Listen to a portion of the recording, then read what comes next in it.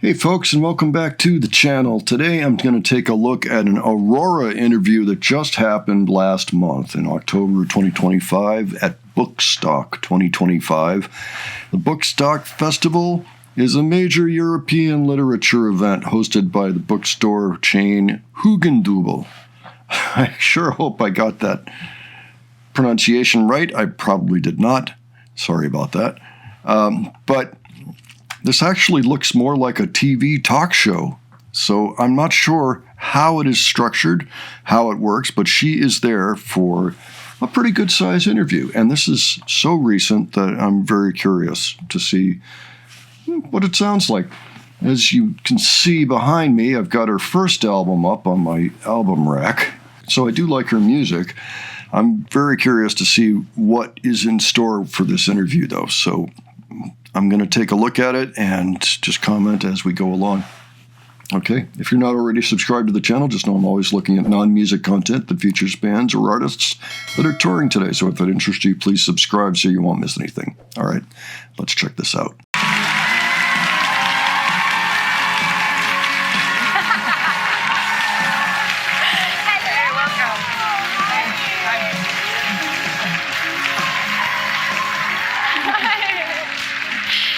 You saw all the smartphones going up when you entered the room. Oh. Isn't that cool? Oh, I prepared something. Oh.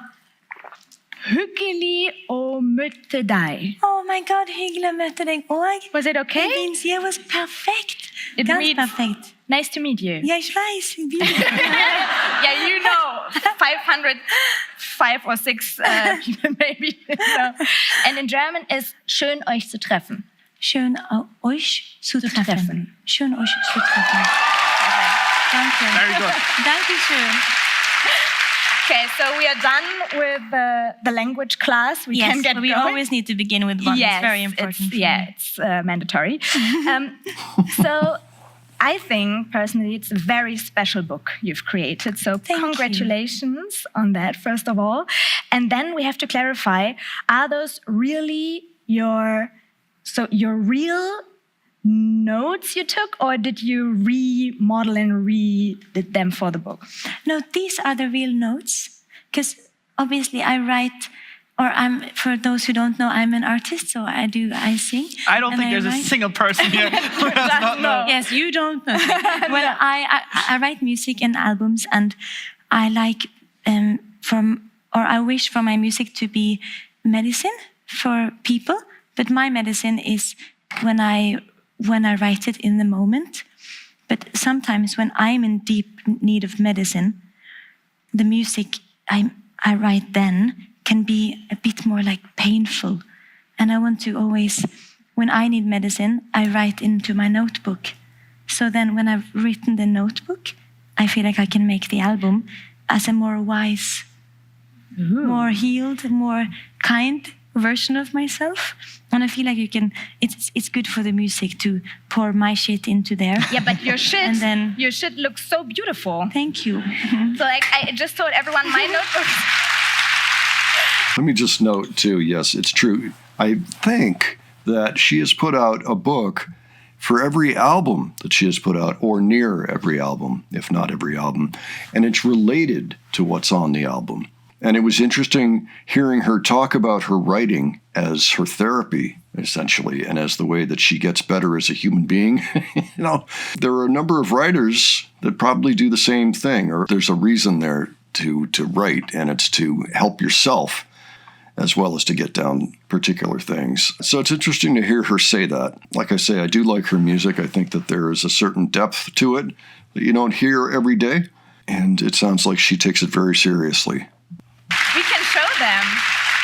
Let's show them a bit. So it's so beautiful, all those drawings. So you're very talented in that as well. That's me. We have this Very is you. nice. There. Very beautiful. Looks like a lyric sheet. That's so cool. Do you need a lot of order to be creative?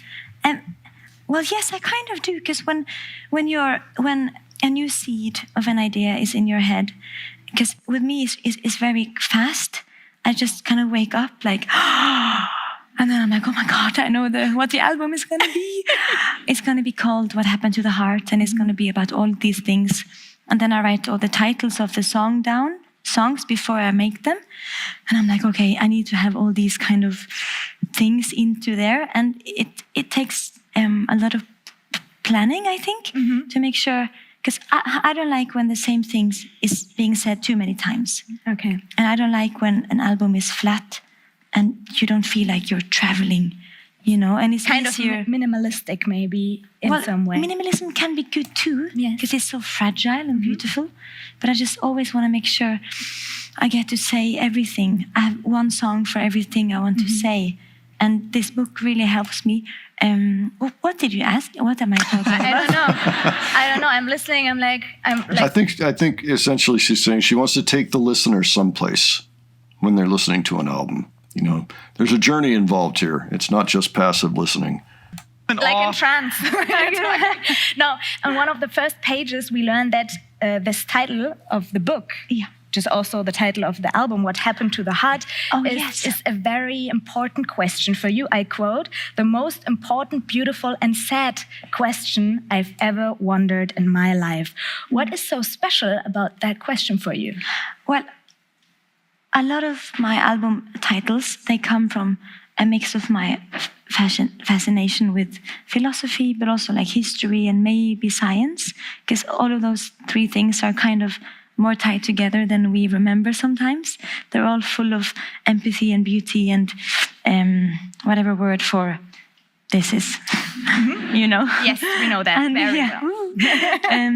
And I was reading about kind of the meaning of our words, the meaning of people, the meaning of our body parts, how we see ourselves and how we have seen ourselves through history. And one thing that made me really sad was the meaning of the heart and what happened to it, because the oldest, most ancient native cultures in this world have always explained, long before we knew about the heart, about the organ, about its purpose or shape, we knew that something comes from here. That's very important. It's not boobies. It's but they were like, yes, it's deeper, or equally as important. That's right. Yeah. But something really vital comes from here, and this we know. We call it the core. Is it love? Is it intuition? Is it emotion? Sadness can be felt here, and we had this knowledge that this is important. It's like a spiritual center, and interconnected center for human beings. And after a while, the more we learned about anatomy and people and blah, blah, blah, the more the heart was reduced to, through the philosophers actually of the ancient Greek empire, they just reduced one by one through the times the heart to be something beautiful and meaningful and emotional, to simply a pump that pumps the blood through the body. And like a that's machine. It. Yes, and I thought that surely represents something more, that we think about ourselves on the inside like this now, so medicinal and hard instead of as magical as it is. And I just wanted to, it just bothered me so much. So I made an album about it. Simple as that.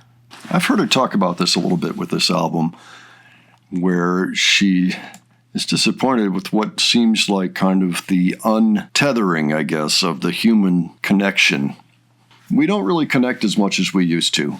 The internet came along and phones, and look what happened. All of a sudden, everybody's an isolationist, an individualist, and maybe we don't care about each other as much as we should.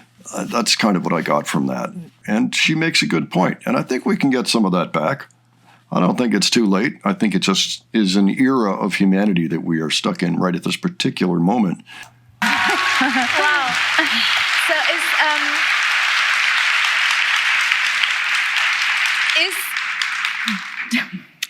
So like 2 weeks, I had an album. Something like that. So is diving deep into really complex things something that happens a lot of time in your daily life? Well, yes, I think it's a bit boring to not do it. And I feel it more and more, especially as I grow older. I like to go really deep into things. I like to worry about things, to talk to my friends. I like to surround myself more and more with people who also want to look out in the world, be emotional, political, be engaged. Like I find it just more and more as I live that's actually so important to me, the dealing with your own things and being just a human and zoning out sometimes, which God, I do a lot, but also to be very in touch with things, because I feel like it's very easy for us to forget, because it's so painful sometimes to be in touch with all of it all the time, especially now. She is true. But it's That's also true. what makes us Really important. human. She's right. And you already talked about you studying the anatomy of the human body. I just want to show one page, like the 4th or 5th page. It's all about the heart. I don't remember this. I haven't seen the book since I wrote it. Yes, no, that's really good. No, it's so beautiful. And the last sentence on this page about the heart is let our heart lead us. Is this kind of a core point of the album and the book, or what would it be? Well, yes, I think so. Because what I think is, like, except for like the world being built on so much pain, oppression, like mishandling of people, a huge gender gap in who gets to have power and be heard and have respect in this world, except for all of that, that's already there boiling under us. One thing that I really think is making the world a very sad place to be sometimes is that we run the world based on logic and politics and money and greed, which is so cliche to say, but it's so true, so sadly. And I just feel like we have completely forgotten about what's bigger than our empires, if that's the thing that is ruining the world, the health of it, the health of all of us. So it's just like, it's political too, that I miss so much that we had more heart in the way we chose our path as people, as nations. And I think there was a letter written by like indigenous and activists all around the world in 2022 called "We Are the Earth." And as you know, if you scramble the word heart, it becomes earth. I think it's really fun because I love anagrams, but and I love that letter. Yes, it's true. Yeah, Had and to- they. Notice, yeah. Do it in my head, but yeah, it checks out. I'm always right. Checks of out. course. She's always right. Yes. I'm gonna Just throw fact the check H it. up front. Yeah, it checks out. That's right. But it's a beautiful letter. Well, you have to read it. It's on the internet. Read it before it's erased. It's so beautiful. Just asking the world to act more with compassion. What I liked so much about that book was that we learned all those things, like very complex, philosophical questions, but we learn also some things about you. Are you stretching a little? Yeah, We do it. Yeah, Good idea. I've been flying. Yeah. Yes. We do it standing? The Well, interview is fine. I can't. My shirt is very Okay, yeah. short. No, but what I think is very beautiful that we learn some things about you as well as a person, because on one page you say, I love armor and teeth and organs. This does not mean I'm creepy. Is that one of your concerns, that people could think you're creepy? No, that's a statement. All right. All right then. No, and even sometimes. It's a big thing to think about. How much humanity is allowable in our culture in this day and age? How much can we just enjoy being alive and find value in those things that elevate our happiness, essentially? I hope that she is having an impact. Being creepy, meaning like being not like everyone else, isn't a bad thing. Yeah, I think so. And that's been the best gift I've gotten after the kind of curseful path of life, to be kind of famous sometimes, but also not.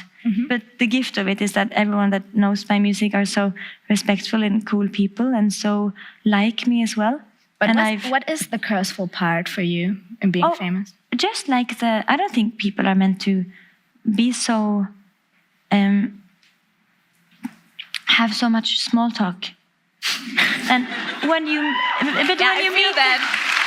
but when you meet people for like 20 seconds, Hi, how are you? and you want to say more, but then you can't because it's so short. You can't come in with like, are you know, afraid of death? Bye. You can, you know. Who's dead in your family? Tell me, who's dying? But like it's like a weird way of meeting people I would like to meet deeper, you know. So maybe next time you say, hi, what happened to the heart? Oh, Yeah. Seems to be a great small talk question. if you're in the elevator, Like someone when else. you get your period. So I learned about you that you learned to play piano at the age of 6 and Yes. wrote your first songs in English at 9, and English is not your birth language. So Not at what all. was it about music, and English music, obviously, that was fascinating you in such a young age? Well, I think it made, because I was, and I'm still deep in there somewhere, quite a sensitive child and very fragile, which I know many here can relate to, which makes us so strong and so powerful as well. Because you learn to be a warrior for yourself and others when you know how it is to struggle a bit. Anyways, I Good felt point. really like I didn't have any skin when I sang in Norwegian. And when I sang in English or wrote in English, I felt like I could build skin and Like an clothes. armor? No, because it's not for war purposes or Okay. protection. It's simply Protecting. just the bare minimum. And when I wrote in English, I just felt like I'm a bit more Okay. protected now. Another You know? thing I've learned about you is that at one point in your past years, I don't know exactly when, you decided to spend some time living wilder than you usually. Oh yes, I really did. So what did you do, and what were you hoping for Yeah, interesting. by doing this? This is not an advice. My Okay. choices were mine. So what did you do? I Don't just do started drinking. Oh my God. Okay, so it is not an advice.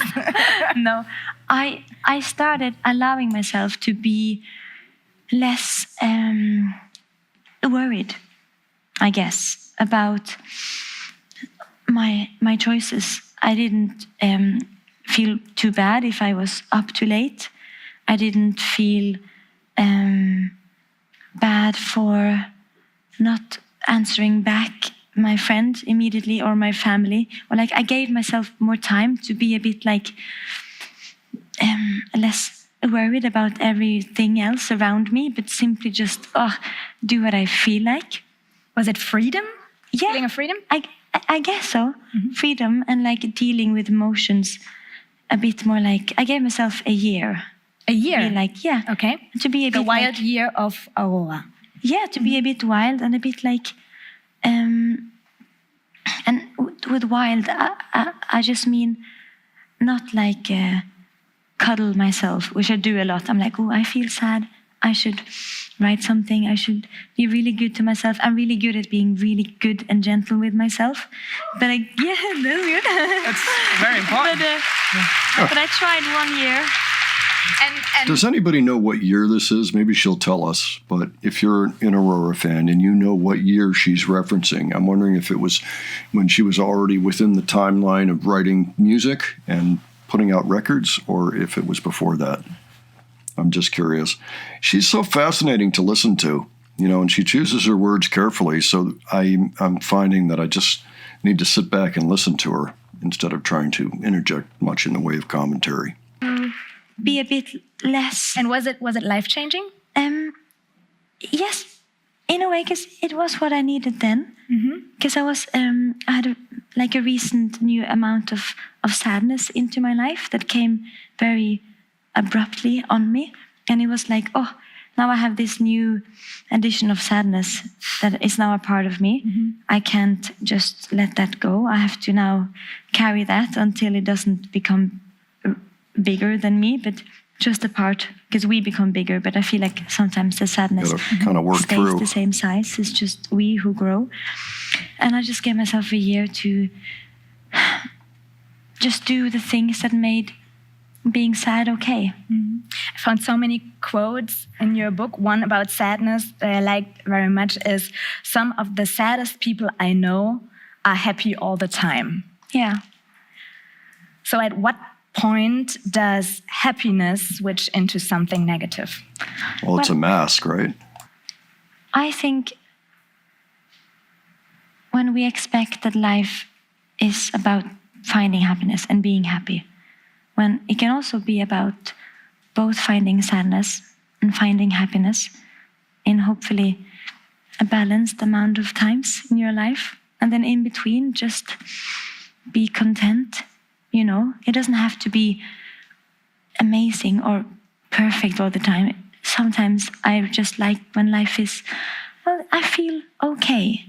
You know, I've eaten, I slept, I am here. And that's really cool, because that is very hard for many people, you know, in this life. And I guess when you learn to be happy with being content, then something happens with both the happiness and the sadness, that they're both more appreciated and they become more magical. Or to me at least. I don't know if this works, but for me it works a lot to find just that it's okay for life to be just life also sometimes. That makes sense. Yeah. Absolutely.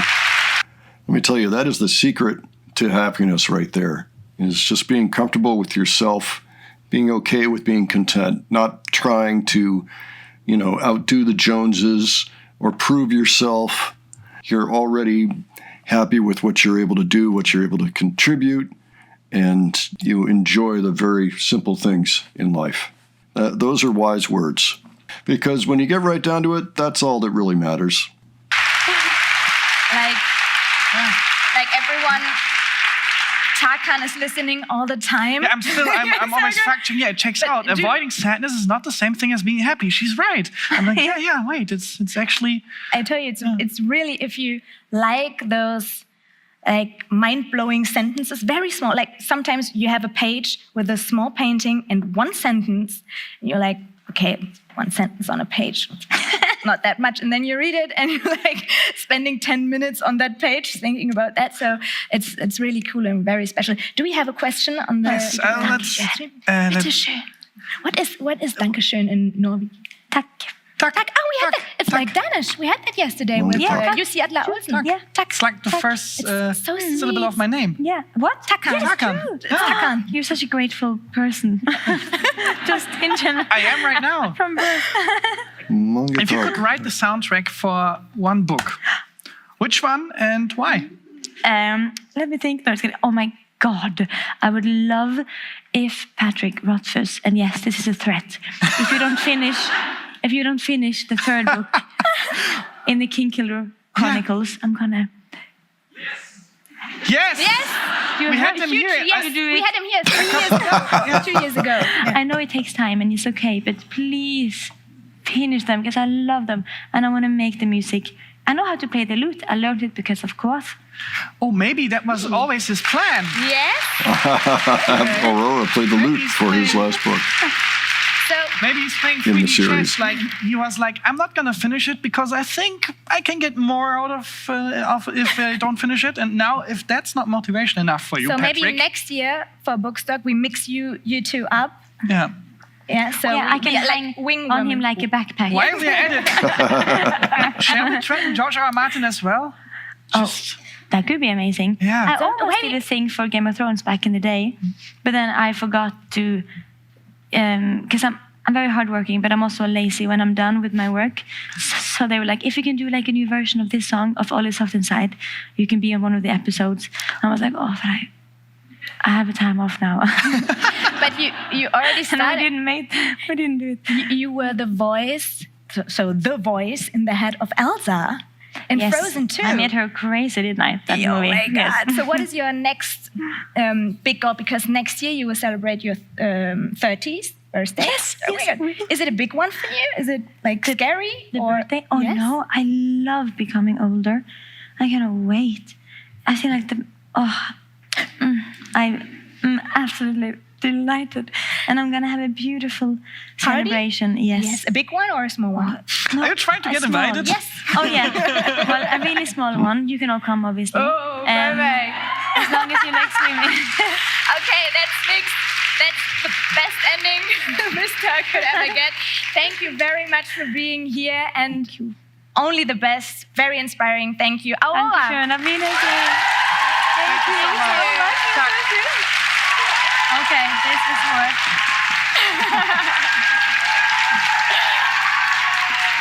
Okay, that was really cool.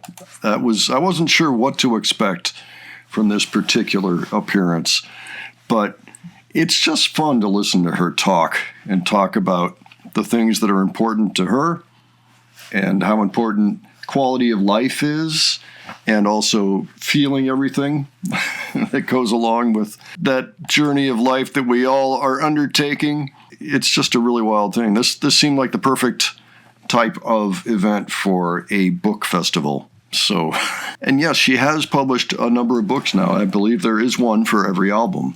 I don't actually have any of them. It was interesting to see what they had there to display for the most recent album's book, What Happened to the Heart. And I am familiar with a number of the tracks on that. That's a really fine record. We have listened to a number of Aurora tracks over on the other channel. We've had a little time off from it, and it's been a few months, but I think we're going to head back to it at some point in the near future and just check out some more things, because I do like her music a lot. I've become a fan thanks to the requests for us to check her music out. And I really do think that she is a special artist. I mean, she is plugged in to something that not a lot of people are plugged into, and it's a wonderful thing. It's a wonderful thing. So why don't you give me your impression of what we just looked at here? And if you have one of her books, why don't you let us know about it? Just what's in there? Has it been helpful to you in any way? Does it work to have it with the record? Is it a problem not to have the album and still look at it? It looks like very much a companion piece, but anything you want to add having to do with that, by all means, leave it below. All right. And if you have other suggestions for me, leave those as well. And if you enjoyed this video, please give it a like. And if you enjoyed the presentation, please subscribe. All right. Thanks for joining me today, and I will catch you on the next one. Take care, folks.